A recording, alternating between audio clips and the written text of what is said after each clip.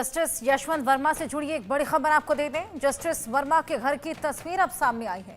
Supreme court ने घर के अंदर की तस्वीर जारी की है। घर के अंदर जले हुए नोटों के बंडल दिखे हैं। दिल्ली हाईकोर्ट के सीजे की रिपोर्ट अब प्रकाशित हुई है। सुप्रीम कोर्ट ने जांच के लिए 3 जजों की कमेटी बनाई है। लगातार जांच पड़ताल इस पूरे मामले को लेकर जारी है। घर के अंदर की तस्वीर ये देखिए, ये तस्वीर आपकी टीवी स्क्रीन पर। नोटों का अंबार यहाँ पर लगा हुआ है। जस्टिस तमाम सवालों के कटघरे में है। जस्टिस वर्मा के घर के अंदर की ये तस्वीर, ये तमाम नोट जो कि आप देखिए किस तरीके से बिखरे हुए जमीन पर नजर आ रहे हैं। ये जले हुए नोट हैं। आदित्य मित्तल जी पूर्व न्यायाधीश हैं, इलाहाबाद हाईकोर्ट से हमारे साथ जुड़ गए हैं। बहुत स्वागत है आदित्य जी आपका। ये तस्वीरें हम अपने दर्शकों को दिखा रहे हैं, जिस तरीके से नोट यहाँ पर जमीन पर बिखरे हुए नजर आ रहे हैं, जले हुए ये नोट हैं। ऐसे में यहाँ पर साजिश की बू भी सामने आ रही है।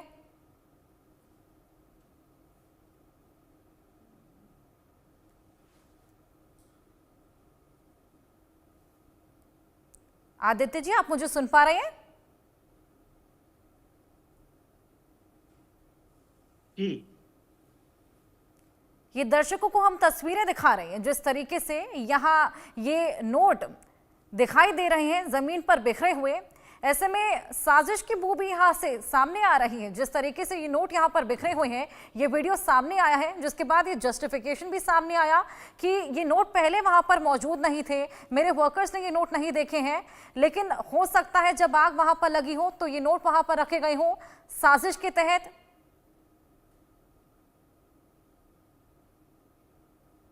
साजिश का प्रश्न है। साजिश का भी कोई आधार होना चाहिए। वो रेजिडेंस जस्टिस वर्मा का है और उसमें वीडियो में स्पष्ट रूप से दिख रहे हैं कि इंडियन करेंसी जल रही है। ये कोई सब्जी का थैला या आटे का थैला या कोई चावल की बोरी या फ्रूट्स का टोकरा नहीं है जो ये कह दिया जाए कि ये किसी ने रख दिया होगा। ये बहुत बड़ी रकम है। इतनी बड़ी रकम कोई क्यों प्लांट करेगा, इसके पीछे भी कोई रीजन होना चाहिए।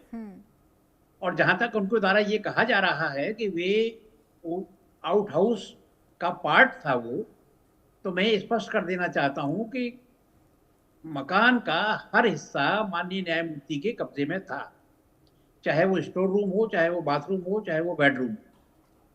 हाँ, अगर ये नोट जमीन के नीचे से पाए गए होते तो वो एक बार को कह सकते थे कि साहब उनको नहीं मालूम ये कहाँ से आए। हो सकता है कि पूर्व में जो इसमें रहते थे उनके हों, परंतु ये कहना कि ये इसका एक्सेस सीपीडब्ल्यूडी के कर्मचारियों का, इसका एक्सेस माली का, इसका एक्सेस स्टाफ का था, इतना कहना पर्याप्त नहीं है। कानून में एक सिद्धांत है, res ipsa loquitur, where things speak itself. इस मामले में चीजें पूरी तरह स्पष्ट हैं, चीजें पूरी तरह अपना बयान दे रही हैं। और जहां तक डिनाइल का प्रश्न है, justice Verma is not a layman, वो एक लॉमैन है। और ठीक है, मैं मानता हूं कि हर अभियुक्त को अपना बचाव करने का अधिकार है और हर अभियुक्त को अपना डिनाइल करने का अधिकार है। इवन अगर कोई व्यक्ति चोरी करते हुए रंगे हाथों भी पकड़ा जाता है, वो भी कहता है कि ये चोरी मैंने नहीं की। परंतु भारतीय न्याय व्यवस्था में एक सिद्धांत और है कि अगर कोई वस्तु आपके कब्जे से बरामद हुई है तो उस वस्तु के बारे में आपको ये बताना पड़ेगा कि ये वस्तु आपके पास कहाँ से आई। धारा 411, 414 इंडियन पिनल कोड, जिसमें चोरी की संपत्ति बरामद होना बताया जाता है। तो मात्र ये कह देना कि मुझे जानकारी नहीं है, मैं उस कमरे में कभी नहीं गया, मेरे किसी परिवार के लोगों ने उसको नहीं रखा, मैंने नहीं रखा, कहाँ से आ गए मुझे पता नहीं, ये बहुत वेग डिनाइल है, इवेसिव डिनाइल है। एक कानून के जानकार व्यक्ति को ऐसा डिनाइल शोभा नहीं देता है।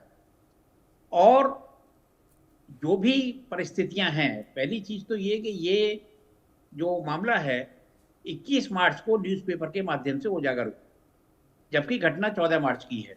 हम्म, मुझे ये कहने में भी संकोच नहीं है हम्म, कि इस 1 हफ्ते के अंदर उन्होंने अपनी अन्य संपत्ति को ठिकाने लगा दिया। तत्काल जिस दिन 14 तारीख को ये मामला प्रकाश में आया, उसी दिन ईडी को, सीबीआई को या इनकम टैक्स ऑफिशियल्स को उनके सारे ठिकानों पर रेड डालनी चाहिए थी। उनके सारे लॉकर्स को सीज करना चाहिए था, उनके रेजिडेंस को सीज करना चाहिए था, जो कि नहीं किया गया है। तो हो सकता है कि बहुत से साक्ष्य मिटा दिए गए हों, और बिल्कुल। अब चूंकि जो साक्ष्य हमारे पास उपलब्ध हैं, उन्हीं के आधार पर हम लोग आगे बढ़ेंगे, और हमारी इन्वेस्टिगेटिंग एजेंसीज इतनी सक्षम हैं हम्म, कि वो उस साक्ष्य के आधार पर भी अगर कोई व्यक्ति दोषी है तो उस दोषी व्यक्ति को ढूंढ निकालेंगे। सिर्फ ये बिल्कुल। कह देना कि मुझे जानकारी नहीं है, कहाँ से आ गए नोट, ये मैडम, जैसे मैंने कहा, कोई सब्जी का थैला या कोई आटे का थैला नहीं है। ये कहाँ से आ गए और किसने रख दिए? कोई व्यक्ति इतनी बड़ी रकम इम्प्लांट करने से पहले, जैसे वो कहते हैं कि साहब मुझे मेलाइन किया जा रहा है, मेरे हम्म, ऊपर कॉन्स्पिरेसी है, तो मैं नहीं समझता कि इतनी बड़ी धनराशि को कोई इम्प्लांट करेगा। अगर किसी को मेलाइन ही करना होगा तो उसके ऊपर कोई आरोप लगाया जा सकता है, कोर्ट में आरोप लगाया जा सकता है, और भी कोई बहुत से आरोप लगाए जा सकते हैं। परंतु मात्र ये कह देना कि साहब ये नोटों की गड्डी कहाँ से आ गई, मुझे जानकारी नहीं है, ये सफिशिएंट नहीं है। भवन स्वामी के कब्जे में भवन का प्रत्येक कोना, हम्म, प्रत्येक हिस्सा ओनर माना का होता जाता है जी। माना जाता हम्म, ये देखिए, दो प्रकार के पोजीशन होते हैं, एक कंस्ट्रक्टिव पोजीशन, एक एक्चुअल पोजीशन। हम्म, तो ठीक है कि वो आपका आउट हाउस है, परंतु वो आउट हाउस भी आपके घर का ही पार्ट है, किसी तीसरे व्यक्ति के घर का पार्ट नहीं है। और उस आउट हाउस में अभी तक ये डिनाइल नहीं किया गया है कि जो कबाड़ा भरा गया था, जो फर्नीचर था पुराना, जो गद्दे थे पुराने, वो आपके नहीं है। तो जब बाकी चीजें आपकी हैं, तो हम ये कैसे मान लें कि जो उसमें नोटों के बोरे पाए गए हैं वो आपके नहीं हैं? ये बिल्कुल तो आदित्य एक जी, आपने बिल्कुल सही बात बोली कि आउट हाउस भी ओनर का ही घर का हिस्सा होता है। बहुत शुक्रिया आपका तमाम जानकारी और इंसाइट्स अपने हमारे साथ